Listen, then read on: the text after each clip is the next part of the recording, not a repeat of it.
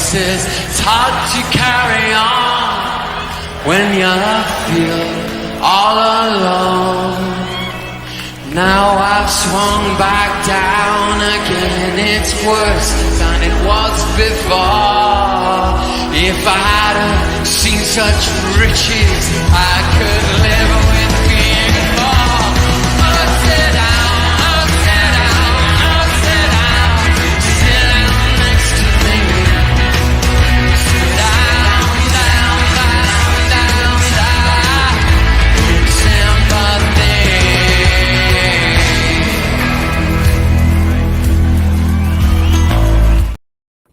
So, good evening all to all the real ones in the chat. Tonight we have Northside London. Northside, I have to say, man, your streams at the moment are absolutely on fire. You know, I've been watching them and it's comedy gold, man. It's brilliant. The one you did the other day with your new internet working, which was brilliant.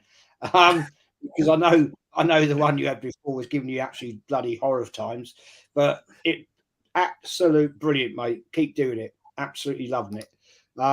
And we have Northside. We have Kenny Ken, of course. Hey. Welcome, guys. Hey, I'm trying. It's been like a massive kind of like few days, man, in terms of like the footballing world.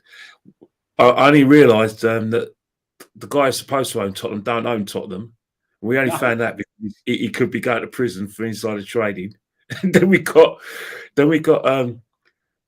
our most promising player being told to train away from the first team.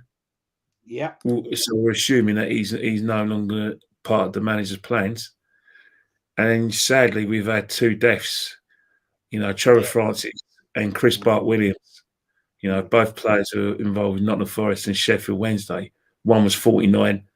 You know, he was pretty local to where I grew up, around the Wood Green, Hornsey area. Obviously, I'm from Islington, Fridge Park, but he went to one of the schools where we played football. We played football against each other for the DNKs at Aloysius. So that's sad news. And Trevor Francis is part of my childhood. You know, first £1 million player, and Northside. I tell you now, he was as good, if not better than Alan Shearer. That's how good he was. Trevor Francis. Great. Class. Won Nottingham Forest their first FA Cup, European trophy. Yeah. I think it was Malmo, wasn't it? Against Malmo. Yeah, Malmo, 1979. Yeah, great header. Class player. He was absolute class. And RAP to both of them. Right, we're going to get into this. We have the small game, 3:30 in the morning, Los Angeles.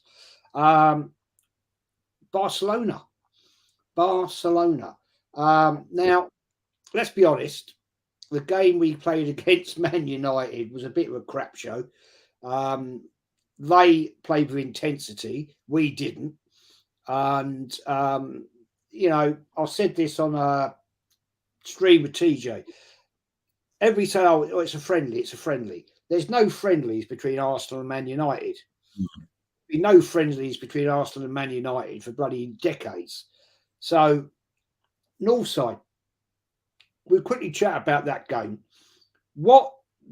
I mean, they didn't turn up. Arsenal did not turn up. It was, it was a crap show. I mean, the only thing that turned up was Arsenal fans fighting Arsenal fans in the bloody stadium. And I've no idea what that was about. But, mate, give me your brief breakdown of on that game. Well, for me, I just watched the highlights, and from what I could see, I didn't see the manager getting the best out of Havertz. We've had our reservations on Havertz. We wouldn't have got Havertz, and a lot of Arsenal fans were justifying his height. Well, he had a chance with a header and goal, and he put it over the crossbar. You know, so that one little attribute that a lot of these super fans are holding on to, well, you didn't use it. You can have all the height in the world. If you can't header a ball, you can't header a ball. It's as simple as that. To be honest, we could have lost by more. Anthony had a clear chance, and we were allowing Man United to come directly to us. Nobody in the midfield was standing their man down, making themselves big, not allowing the keeper to make a save. Anthony could have scored. the Bruno shot, the goalkeeper could have done better. But then again, why is Bruno being able to cut into the middle of the pitch and, you know, take a shot on goal? We know Bruno's got a shot in him. Somebody should have been closing him down. Declan Rice should have done better. But as a collective defense, I think defending is a collective team. It's a collective. Everybody has to defend as a collective. You know, it's not just a one-man job. And we didn't close them down. Gabriel with another shocker. As much as we praise him, we've seen this before from Gabriel. Let's be honest. We've seen him do this before. He has to cut that out. We're going up against the treble win in Man City. Eddie Nketiah, clear-cut chance, puts it wide. And this is exactly why he's not good enough. And it's not just overreacting because it's a preseason game against Man United.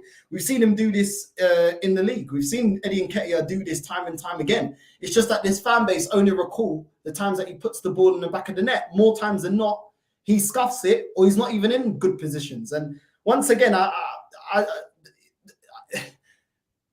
it was nothing that I've not seen from Eddie Nketiah, and I'm not seeing him improving and being more clinical and more deadly in the box. So for me, I don't know. You know, overall, I guess you can't overreact with a preseason game, but I didn't see the intensity, and it doesn't seem like the players were fired up enough. It's all great celebrating beating MLS All-Stars 5-0.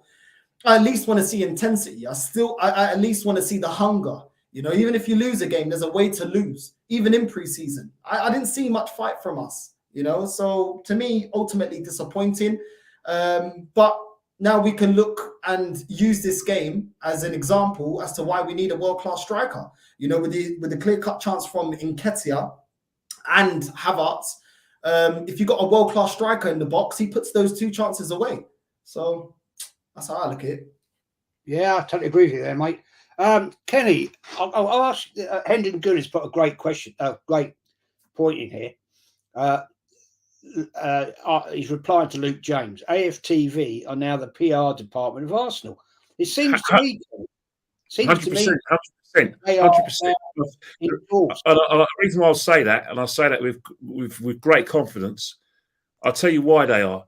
It all stems back to the All or Nothing documentary which you both watched, and I think in terms of like logic, and you have to whether people agree with me or not, logically, if you're going to sort of like I said, do a sort of like I said, what's the word I use?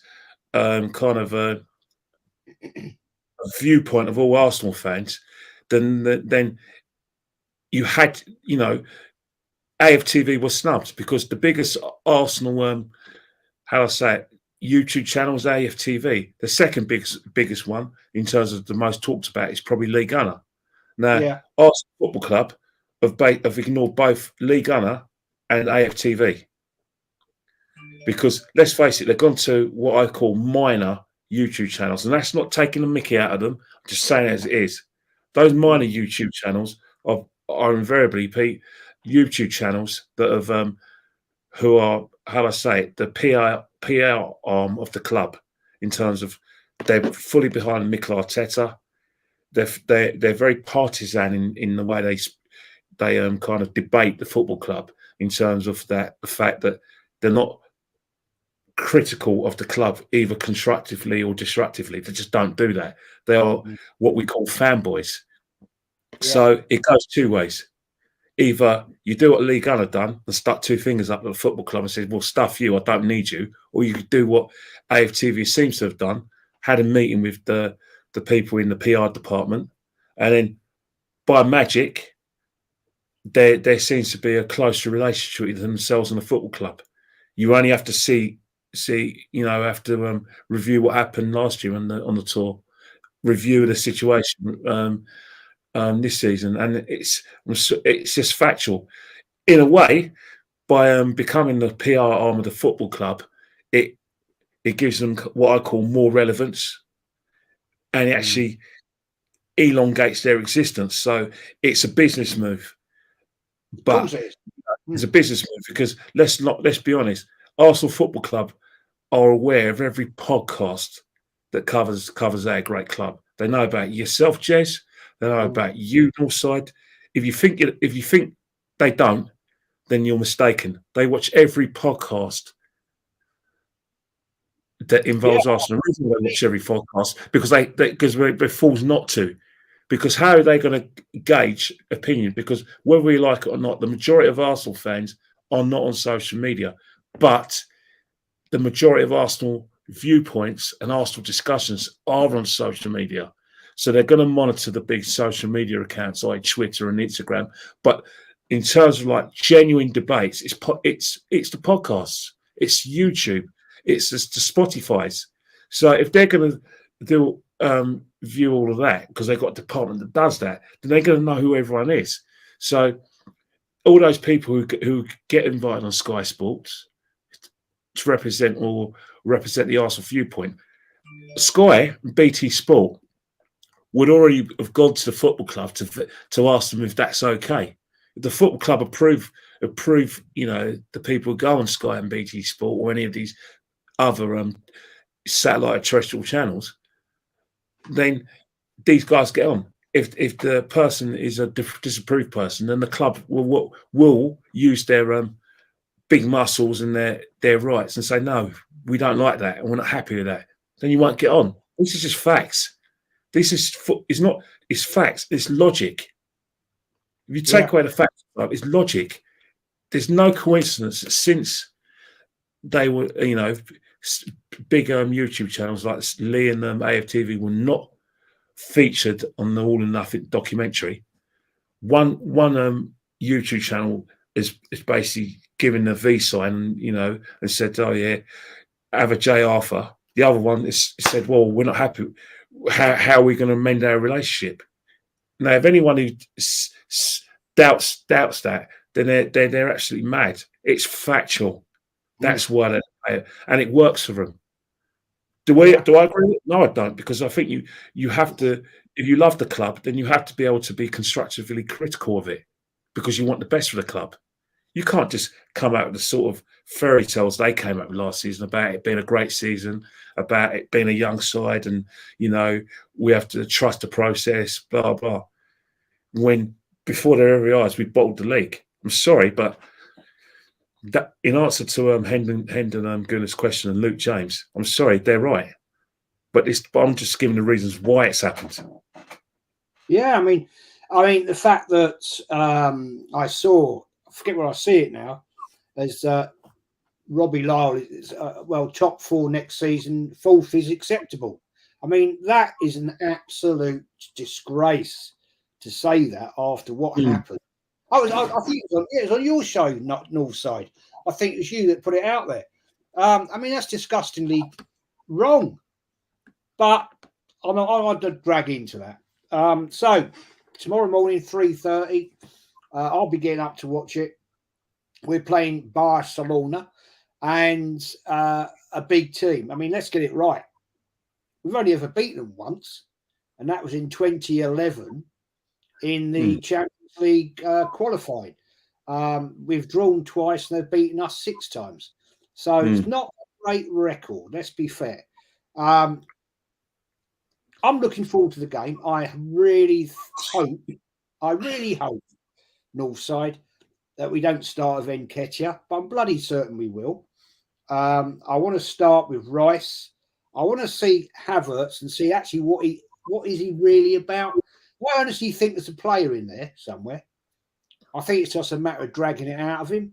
A bit like when we got Henry. When we signed Henry, I thought, well, who's this fella? And he wasn't great. He really wasn't that good. And then all of a sudden, Wenger turned him into a player by putting him in a different position, and he started slotting goals. I'm sorry to say this, people.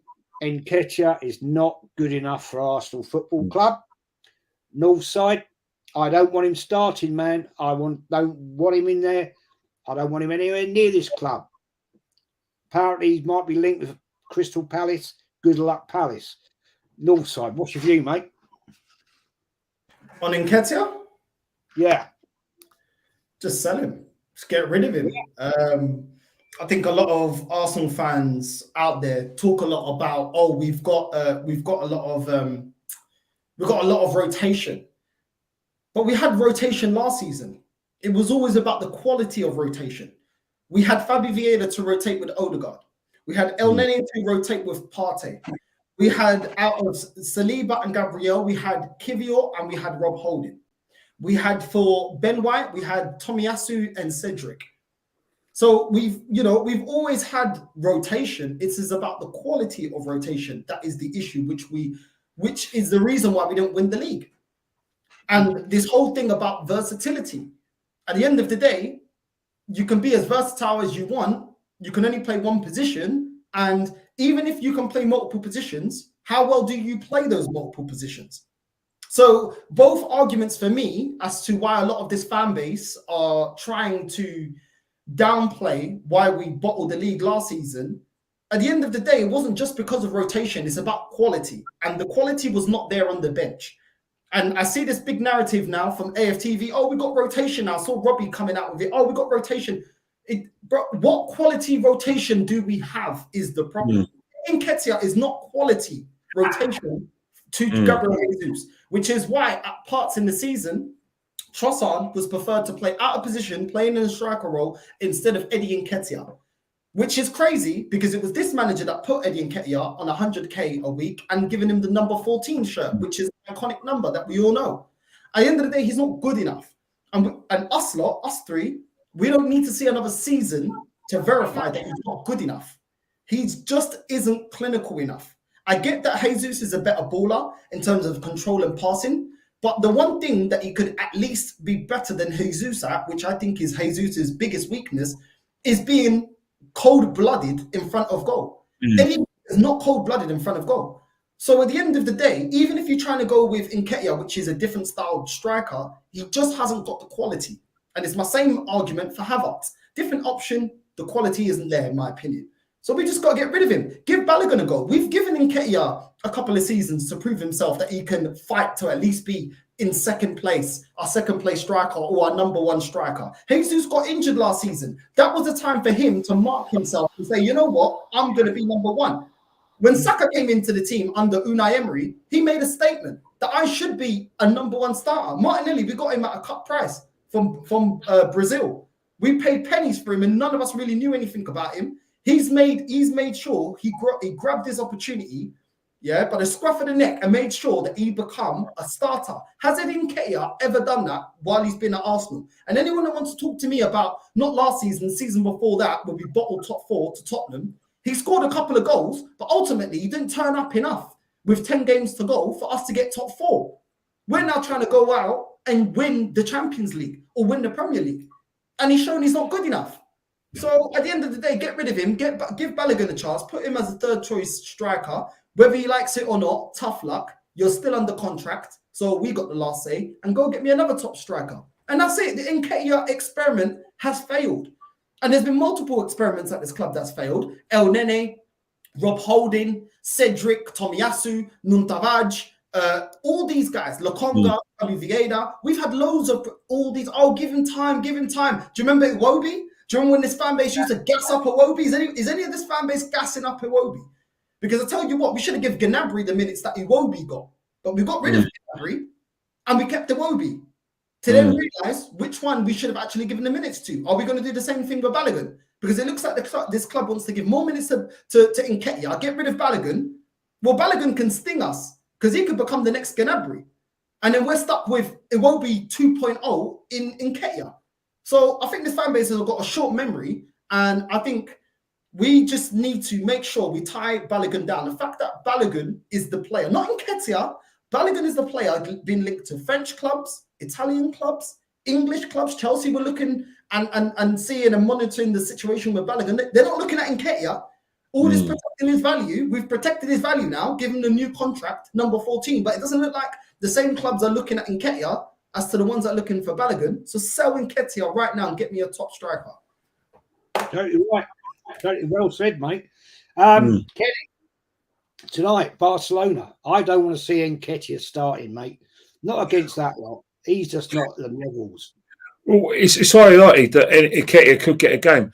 You know, let's face it, in terms of the Barcelona are a team in reputation now because simple reasons that there's been a whole heap of sort of changes because of financial reasons, you know, and, you know, they're players of a generation. They're no longer there. You know, we sort of Messi, Javi, although he's a coach there, and Iniesta, all those kind of players. Plus, they've, you know, Busquets is gone, and then Albert, they're all leaving. So they're a team that are very much in transition. And it's going to be a transition is going to take a while because they've already, you know, declined. So it's a game which, you know, you would expect Arsenal winning pretty comfortably. But in terms of Eddie Nketiah starting, that is what we probably say is going to be inevitable because of the fact that he is part of Arteta's plans. Unfortunately, for every Arsenal fan, you know, concerned, every sane Arsenal fan, you know, if you talk about Balogun, well, Balogun's been asked to train away from the first team squad. Where I come from, if you're going on top, but you're training around away from the first team squad, that means that, you know, it's highly likely that you're not part of the plans. No. I mean, we you know, ideally we would have liked Balogun to have the same sort of trial or chance that Saliba had last year in those games in the United States, especially the game against Chelsea. But that hasn't materialised. You know, I'm hearing that they want Balogun to go on another loan. Well, it would be a fool to go on another loan. They want Balogun to be the third striker behind Jesus and Eddie. Well, it'd be a fool to accept that as well. You know, he's done his Spurs. He's proved he can play in a recognised European league. People call the French League a farmers' league. They're entitled to say that, but what sort of league are we going to have if City win the title at the four times in a row next season? Is that a competitive league? No one's, it's very easy to call a team a farmers' league, but you know, you like to think that the league is competitive. You know, believe it or not, you know, even when City won, even at their best, allegedly, they still won the league comfortably from us. But, you know, going to the subject and Eddie Nketiah, I'm hearing Crystal Palace are interested. I hope that the interest is concrete, and I hope that we can rid ourselves of the Eddie experiment. But it says a lot that we had £65 million available. We went and got a player who's neither a midfielder or a striker from Chelsea. That £65 million could have gone towards a striker. And then we're now hearing that if we do sell players, that he's after a right-sided midfielder, a right-sided forward. I mean, how many right-sided forwards does he want? Does he need? Maybe that's where Lyle is saying that that Arsenal have got a bigger squad, and we can now rotate. Maybe that's where Lyle's getting that idea from, because of the fact that we've given Rhys Nelson a new contract. Something I'm against anyway. I mean, if he wasn't good enough 3 years ago. He certainly hasn't been good enough now. I mean, don't get me wrong. I nearly lost a limb when he scored that goal against Bournemouth. But come on, a winner against Bournemouth, isn't a justifiable reason for him to get a new contract. But the conclusion to everything we've been saying is that Arteta's got to deliver now. He's got to deliver. If he doesn't deliver with a trophy, he might as well go and get someone who can win a trophy. Because simple reason is that all the groundwork's there. It doesn't mean he has to see that, as Martin Luther King says, you'll get to the promised land, but I might not get there with you. Arteta may not see it through. But if he failed last season in not getting the top four, he failed in not winning the league. If he fails again, then his job's on the line. Don't believe the rubbish from supporters or the stuff that Lyle said about Arsenal finishing fourth. Sorry. When you spend £100 million on a player, you can compete with City. When you spend a budget that's £200 million this season alone, plus you're looking to spend more money, you can compete with City and all the other big clubs. So that excuse menu is redundant. When you're talking about, they're a young team and blah, well, you can't say it, because They've just been part of a title challenge. You can't say Saka's a young player when he's a seasoned England national. The excuses are going to be, derisory next season if we don't deliver. But they'll be plentiful because, as we said before, not only is the biggest fan channel, the PR department of the club, we've got other acolytes as well within social media and podcasts who are rollerblade journalists who want to get a closer ties to the club. And I say, this is my last point. Sorry, NorthsideLDN. You look at it now. The ambition for a YouTuber is to get into a press conference and say, Mikel, I've got a question for you. That's their ambition because they're celebrating. Look, you laugh, but go on the socials and it's all there. I asked, and they even take themselves asking the club a question. Is that what it's all about? What, to get in a press conference and ask a question at 10 seconds of Mikel's time? Is that what you're all about? So us winning the league is less important than you getting into a press conference to spend 10 seconds of your time with Mikel Arteta. I'll give up. Exactly. I mean, you sort of brought into a good point here, mate. Just saying about players. What? I mean, we're going off topic, but I don't care. That's fine. Why are we looking at buying this Brazilian Bitello? Never heard of him. Don't know nothing about him.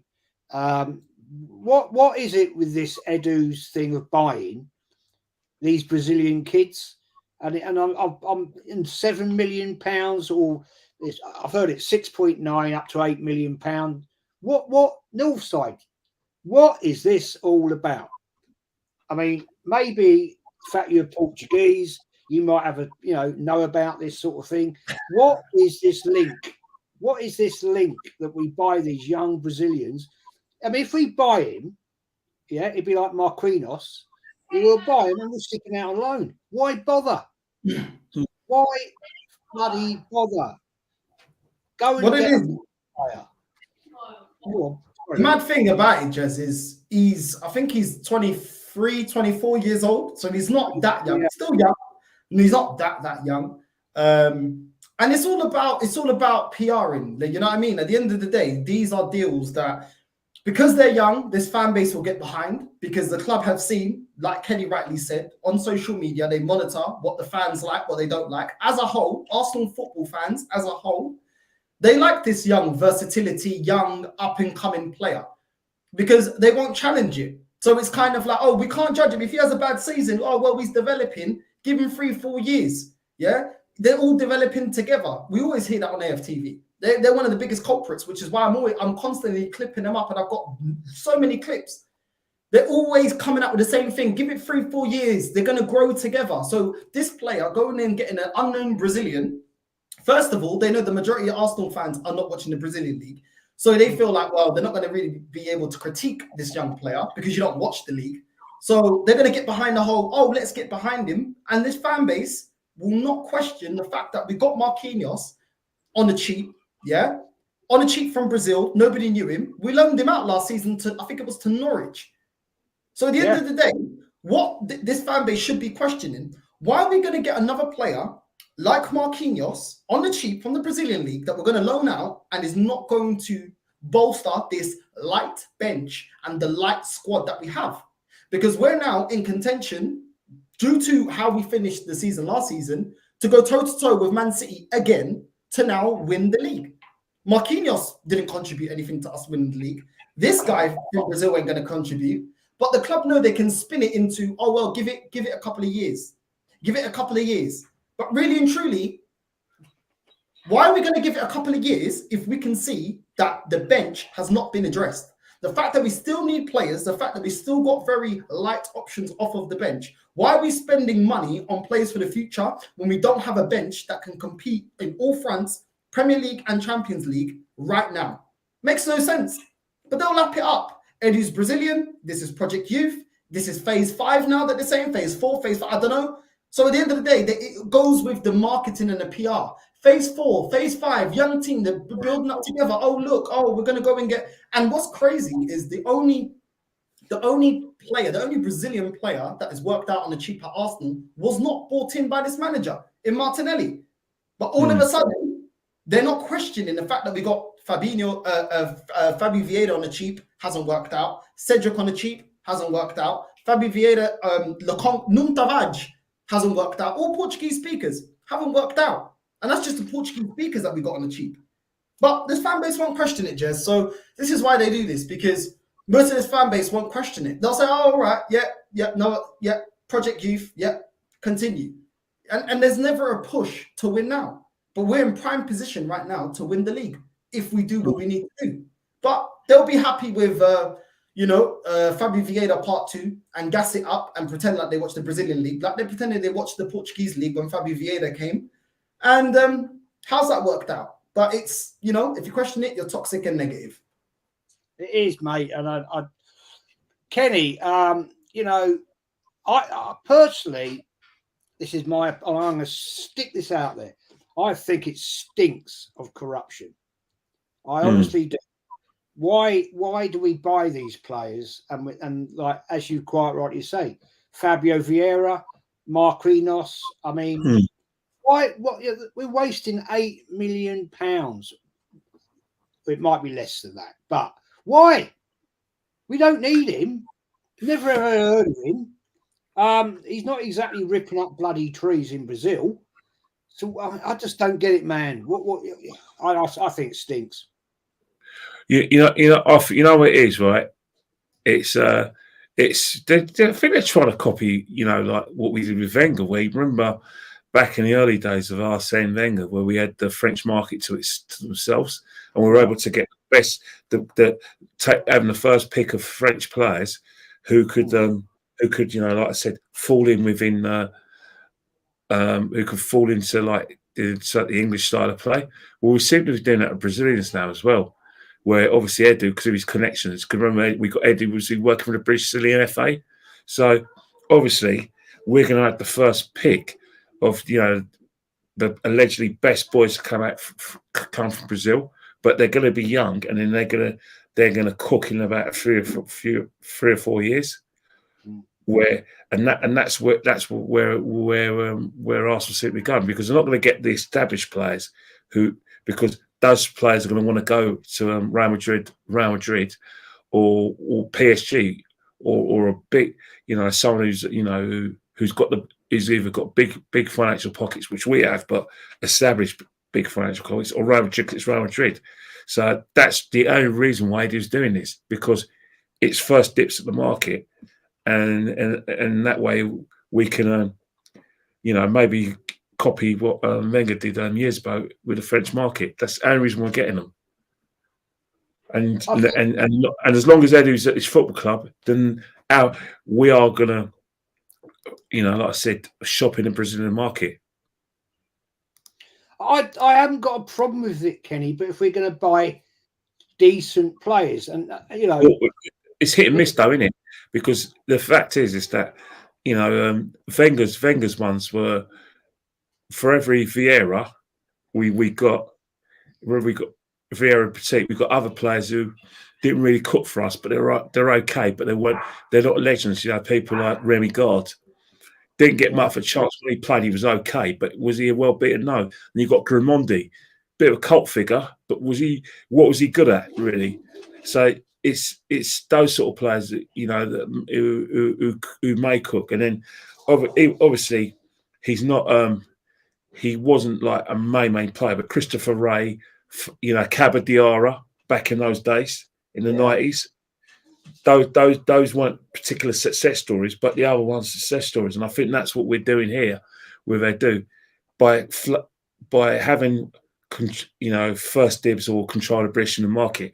He's hoping to get a gem, one of the gems that Wenger got with the French market. So he sees it as best advantageous for the football club. So, we may get lucky, but at the moment we haven't got lucky, because we know where the best Brazilian boys are going to want to go to. And it ain't Arsenal.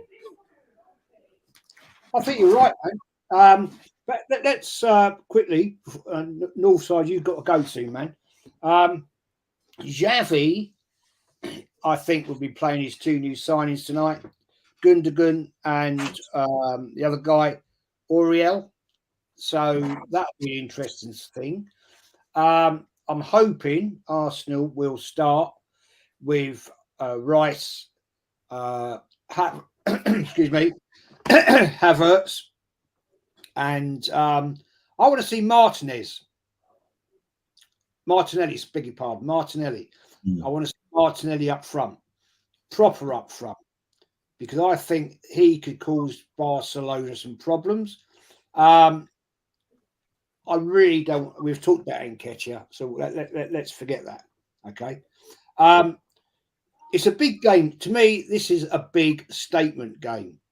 We're entering the Champions League. Where have all these, I've always been told, you go in the Champions League, Northside, we attract world-class players. Well, where are they? I haven't seen any yet. Mate, how do you see the game going? Do you want to see Martinelli up front? I mean, up front. Proper centre forward up front. Listen, if we don't get hold of that midfield like we didn't against Man United, I think Gundogan's going to be cooking. Also, if Saliba starts, I don't know what he was doing against Man United. If he starts doing all that nonsense again, then we're going to have a long day, because that Lewandowski up front is a problem. He's a problem, and he's actually a fox in the box that is actually lethal. Maybe Eddie Nketiah should start studying his game, because that's how you be a fox in the box, the way Lewandowski is. 1-2 chances in the box, he'll put you to the sword. That strike from Bruno Fernandes as well. If Ramsdale's not on job as well, listen, against Lewandowski, you can't be making silly mistakes. You know what I mean? So, listen, it could be a long day. Barcelona do have players that can hurt us, but we also got players that can hurt them. You know, Saka is still a top player. Martinelli on his day as well is still a top player. If we can get Declan Rice showing the same performance level that he did in Europe in the final with West Ham, then maybe we can get hold of that midfield. So we do have players that can also hurt Barcelona, but they got players that can put us to the sword. Gundogan's a world-class player, and he's purring, and I felt like he was one of the most influential players for Man City doing the treble. So this guy's on form. He's in his peak powers, and so is Lewandowski. So end of the day, we got to look out, because Barcelona won the league. So listen, they're no jokers. I know La Liga isn't as strong as El Clasico with Messi and Ronaldo, them days there, but Barcelona's they're still a force, and it's still Barcelona. It's the whole all-round. They still got players that have actually been there and done that. So it's one of those ones, Jez. But yeah, love for having me on, man. Sorry, I can't stay too long. You're right, mate. And may I say, congratulations to you and your lady. And thank you very much. Congratulations, mate. Thank you. Good luck. Good luck. Is that your first? Yeah. First, yeah. Yeah, good luck. First of many. Probably is, mate. They never go away. Hey, welcome to being skint. Yeah. I won't be able to pay the bill for flipping StreamYard in a minute. You know what I'm saying? Yeah, mate. Good luck. We'll get a ticket to go and watch us play. You're gonna have to like do some negotiations, mate. Listen, love for having me on, man. Big up, man. People, make sure you're liking and subscribing. Big up Kenny, big up Jez. Make sure you're liking and subscribing. Also, hit the like as well. It helps him with YouTube. Hit the like and push this video out to more people, man. Let's get Jez to 4K. Yourself out, man. Quickly shout yourself out, please. NorthsideLDN. Got a lot of reaction videos coming up all season, started yesterday, and continuing a lot of reaction videos to all these deluded Arsenal fans. So I'm keeping the receipts. End of the season, we don't win the league, then I'm cooking all of them. So yeah, make sure you like and subscribe to Northside, but more importantly, let's get Jez to 4K. Love, people. Cheers, bro. Thank you, mate, for coming on, and give my regards to your lady. Kenny, we've got this game, silly o'clock in the morning. I will watch it, but I think we've really got to up the mark, haven't we, on this one? Before, I just want to shout out Longhead Letty's Cave. Thank you, mate, for your super chat. Great stream you did earlier. Loved being on your stream the other afternoon. That was great. It was something totally different. We talked football, but mostly we talked about rock music, and I loved it. Thank you, man. The Brazilian is coming to walk. Vieira, guys, big up. Yeah. Kenny, big game. To me, it's a big game because I think it's a statement game. Don't you think? Well, the thing about it, right, is that our title challenge, realistically, it starts November against Nottingham Forest in about 3 weeks' time. Sorry, 2 weeks' time. But yeah, really, but let's be honest, ever since from the time that Man City won the league, the day afterwards became Operation Title Challenge 2023-24. So basically, the preparation starts from the if you want to say from the Wolves game and fell through for it to say it, which means the standards have to be high. That's why fans were angry about the Man United defeat, and fans are going to, be upset if they don't see any performances against Barcelona. The reason why is because last season, the reason why fans had a lot of optimism is what happened in pre-season, particularly the Chelsea game, where we actually murdered them, and then the Emirates Cup when we actually murdered Sevilla 6-0. That put us in good mental health for the season, and we started like an express train. So the same situation as this season, where we've got no excuses. We want players to hit the ground running, but which means the Man United put everything into the game against us last week, because when they know now we're a force, and Barcelona are probably a bit of an experimentation, but fans have high expectations, especially of Declan Rice and definitely of Havertz. People talk about Martinelli starting. Well, don't be surprised if he tries Kai Havertz today in that position, because he may want to have a look at Rice and Partey, and then obviously Odegaard's going to play that position. So, logic, he would say, right, I want to have a look at Kai Havertz. Can he play the false number 9 for me? You know what I mean? So it could be like Nketiah on the right, and my guy on the left, and Martinelli on the left. So so not Nketiah, Saka on the right, and Martinelli on the left. So Eddie may not start because we've spent a lot of money on Havertz. We've got to find a position for him, and pretty quickly, because if we have to play Partey and Rice in midfield. We're not going to challenge with a midfield of Havertz and Rice and Odegaard. It's not workable. So that's where we got to look at it. But as I said before, every game is serious.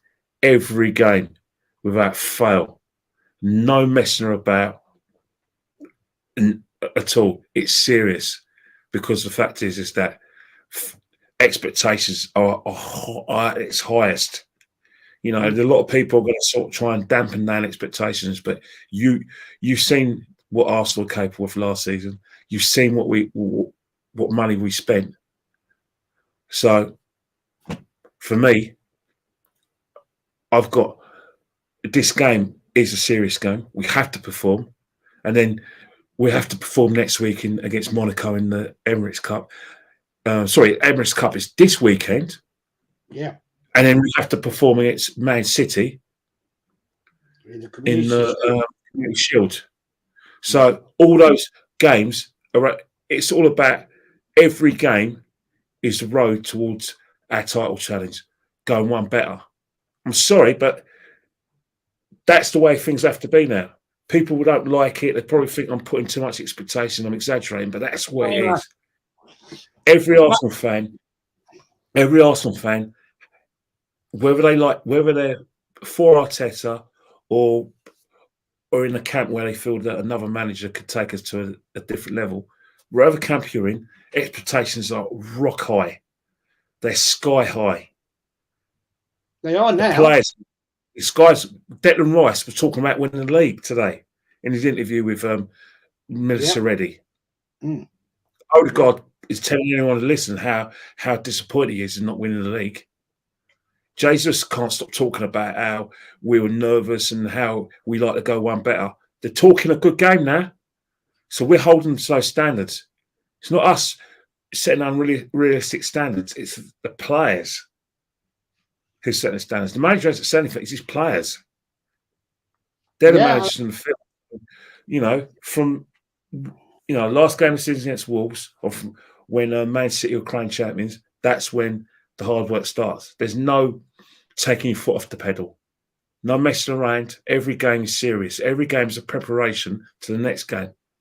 Because normally you'll say pre-season football's not that important. Well, it's important this time because of what we've spent in the transfer market and what we're going to spend further in the transfer market, and the fact that we didn't win the league when we should have.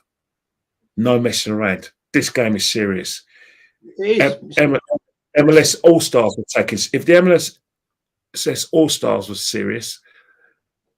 a serious game, so is the Barcelona game, because Barcelona are bigger than a group of like I said, MLS players who, let's face it, have not played high standard football.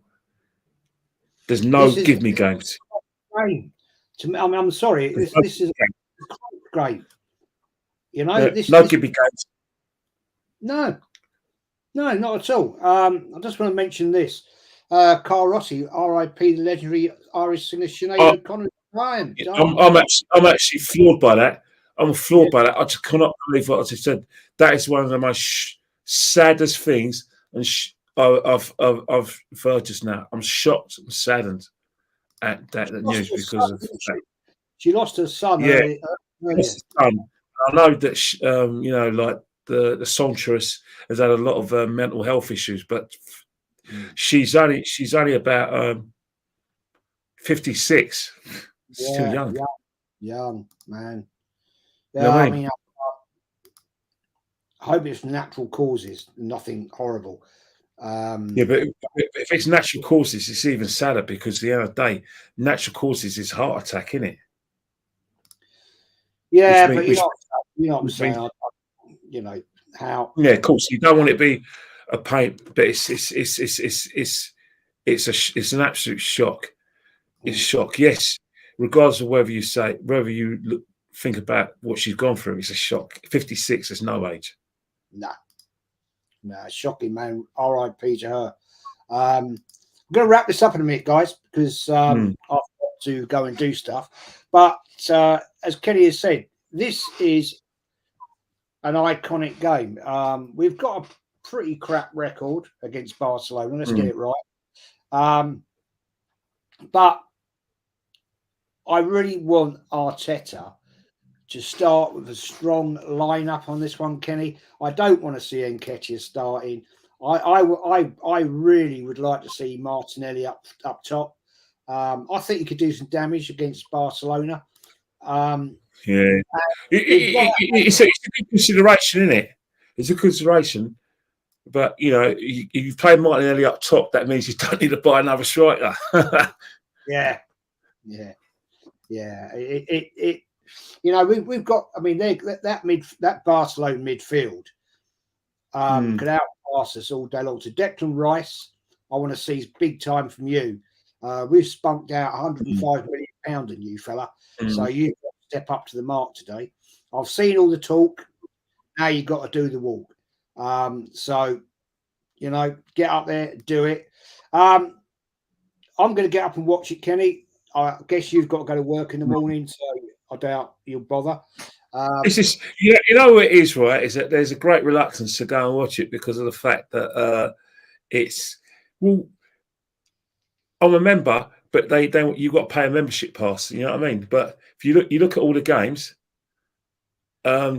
Sky Sports have got like the Premiership game where like Fulham played Brentford.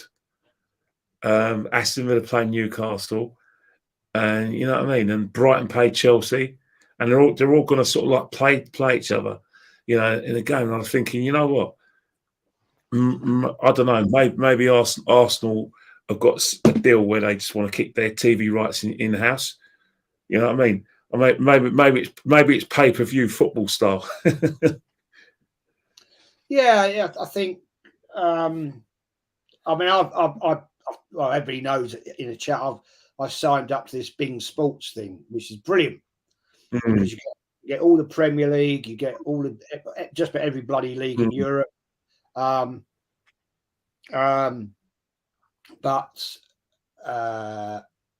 it's what, £6 a month? I think it's a bloody bargain. I think it's a bargain, man. Just go. Lucas says here, YouTube keep taking it off. I had over 4,100 subs, now lost it. Yeah, I don't know what YouTube are doing at the moment, mate. They're doing it to me as well. It's I don't know. I don't know what's going down. I think maybe the situation is that you better that the wretched Elon Musk doesn't get hold of YouTube. You know what I mean? He's going to probably start charging everyone in it to have a channel. Yeah, I don't know what YouTube. I mean, Lee once said to me, they do this because they delete inactive accounts, and it's also down to what budget they've got for advert. If you monetize adverts for that month and all this palaver, I've no idea. But it is what it is. Just got to live with it, I'm afraid. Guys, thanks for watching. Kenny, shout out where we can find you, please. Yeah, you can find me at KennyKen1972 on Instagram. And it's just basically, you know, like little conversations about sport only,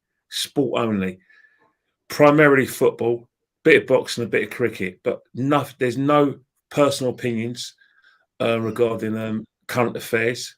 And there's nothing about political situations, and I have no interest in footballers' lifestyles or any like court cases. It's just about football news and maybe a bit of a laugh. So if you want all those sort of things, go somewhere else. You're not getting it from me.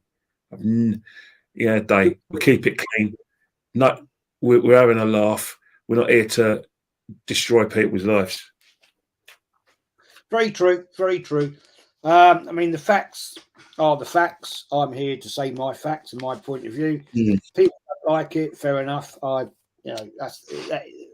all entitled to an opinion, and that's the thing.